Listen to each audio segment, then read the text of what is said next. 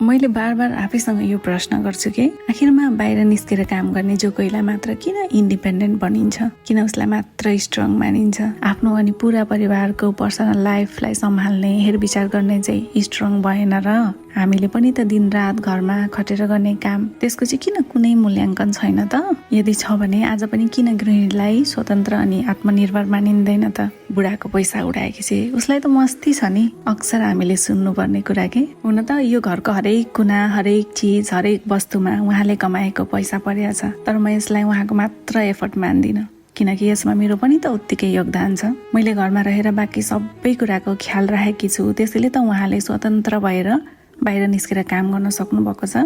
बिहान सबैभन्दा चाँडो उठेर भगवानलाई धन्यवाद गर्छु। कसलाई के मनपर्छ, कसलाई के चाहिन्छ, आज को आउँछ, कहाँ जानु छ, आफ्ना आफन्त, निम्तो, चुलो, मैले सकेसम्म हरेक चिज घरमै बनाएर खुवाउँछु। सबैको स्वास्थ्यको ध्यान राखेर पकाउँछु, त्यसैले उहाँ हेल्दी हुनुहुन्छ, एक्टिभ हुनुहुन्छ। यो मेरो कमाइ हो। घर सफा राख्छु, आफू पनि खुसी हुने प्रयास गर्छु। भनिन्छ गृहिणी खुसी भएको घरमा माता दुर्गाको बास हुन्छ रे, भगवानको कृपा सधैँ रहन्छ रे। सोच्नु न, घर अस्तव्यस्त देखेर मन प्रसन्न नहुँदा यहाँले मन लगाएर काम गर्न पो सक्नुहुन्न थियो कि। हो, पैसाले वस्तु किन्न सकिन्छ, तर खुसी सकिन्न। आमा बुवा बच्चा पर पाहुना अनि हामीलाई के कतिखेर चाहिएको छ त्यसको म्यानेज त मैले गरेको छु नि। यहाँ पनि त तपाईँलाई स्वतन्त्र राखेको छु। हो, मैले घर सम्हाल्छु, त्यसैले बाहिर निस्केर मन लगाएर फोकस भएर काम गर्न सक्नु भएको छ।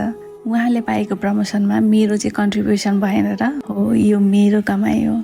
पैसाले घरका पर्खालहरू बनिन्छन्, तर त्यहाँ परिवार बसाउन गृहिणीको सबैभन्दा ठुलो भूमिका रहन्छ। हो, यो मैले कमाएको कमाइ हो। मैले दिनरात घरमा खटेर आफ्नो ड्युटी सम्झेर पुरै लगनशीलताको साथ गर्ने कामको मूल्य एकचोटि क्याल्कुलेट गर्नुहोस् त, तपाईँको क्याल्कुलेटरमा आएको अमाउन्ट हो। यो मेरो कमाइ हो। सोच्नु न, बाहिर निस्केर पैसा कमाउने मान्छे पनि घरमा आएर खाना मागेर खान्छ नि है। यहाँ त ऊ पनि अरूप्रति आश्रित भयो नि होइन।